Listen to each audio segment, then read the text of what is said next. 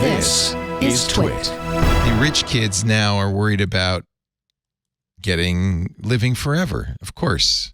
This is just, Of course. This is from Bloomberg. Silicon Valley's quest to live forever has, what a surprise, many warring factions. Tech titans, venture capitalists, crypto enthusiasts, and AI researchers have turned longevity research into something on Calicanis's podcast. Between the hottest science and a tragic comedy. One Saturday in August, Anastasia Egorova, a 37-year-old chief executive of a longevity research nonprofit, organized 24 volunteers in San Francisco and 10 other cities to get answers from almost 200 passersby.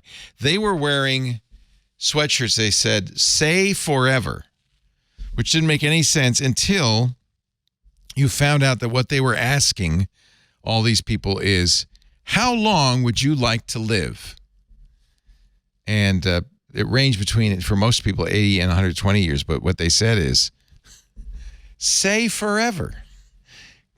Could we live forever? I don't think it's a good idea. If the people on this planet today live forever, that's going to cause a problem. We're going to have a couple of issues to figure out if we're all living forever. Yeah. They carry around posters with mantras like death is unacceptable, death is boring, and stay alive. Just gag me. I love the quote at the end of this paragraph, which is from the 37-year-old CEO of the research nonprofit. They say, quote, "Dying is bad. This is something humanity doesn't take seriously enough." Wow. Huge. Thanks so much for that. Maybe should do some more, reflection. the ego of these guys, that's what we've got to demote them. We've got to just make them irrelevant. The usual suspects, Jeff Bezos, Sam Altman, Larry Ellison, Larry Page, and other tech titans, according to Bloomberg, have pledged hundreds of millions of dollars towards companies pursuing longer life. Remember, part of the long-termism thing too is they think they're so. What Emil Torres explained to us on AI Inside is that they think that when they get to the superintelligence, that what it's going to be able to do is make them immortal. That it's going to be so smart, it will figure that out.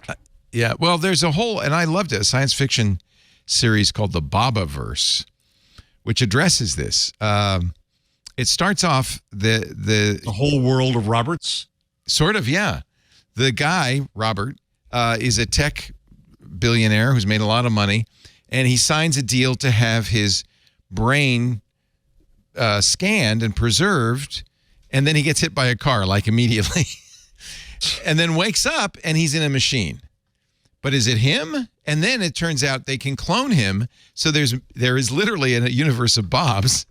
And they all deviate slightly over time, so they have some unique personality quirks, but they essentially have his memories before death.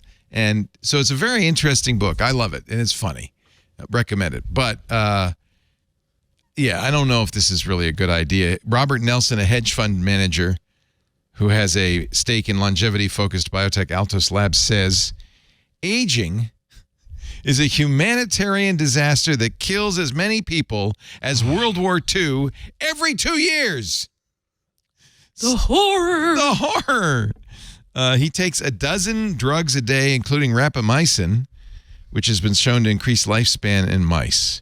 I remember Ray Kurzweil, the AI researcher and synthesizer maker who thinks the singularity is near, takes a fistful of supplements every day. His goal is to, and he's, I think, a little older than me, his goal is to live long enough to live forever.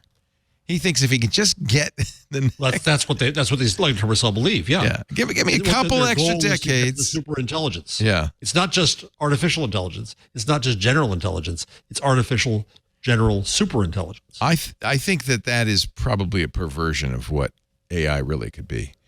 I don't think AI is here to preserve our philosophy lives. And ethics and religion and psychology and Yeah.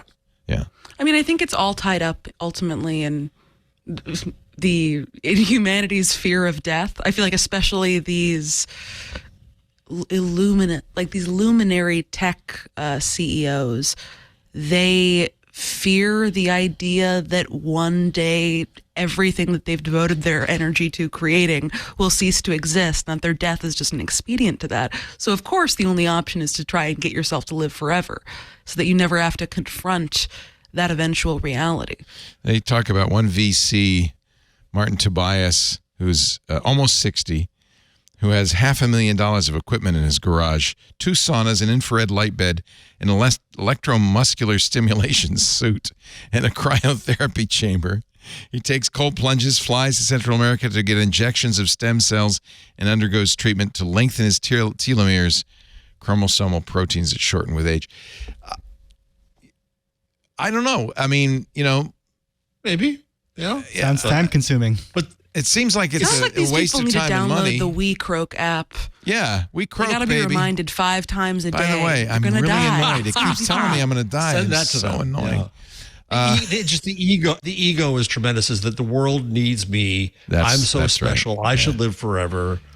I don't want to die when I die, but I don't mind dying. I gonna think happen. the trick is to make the most out of every moment, not be lying in a thermonuclear bed trying to survive. no, I would like to have a Go out and sauna spend in some- the garage. Yeah, sauna would be That'd nice. Be nice. Sauna would be great. Smell the roses. Hey, I'm Rod Pyle, editor-in-chief of Ad Astra Magazine, and each week I join with my co-host to bring you This Week in Space, the latest and greatest news from the final frontier. We talk to NASA chiefs, space scientists, engineers, educators, and artists, and sometimes we just shoot the breeze over what's hot and what's not in space, books, and TV. And we do it all for you, our fellow true believers. So whether you're an armchair adventurer or waiting for your turn to grab a slot in Elon's Mars rocket, join us on This Week in Space and be part of the greatest adventure of all time.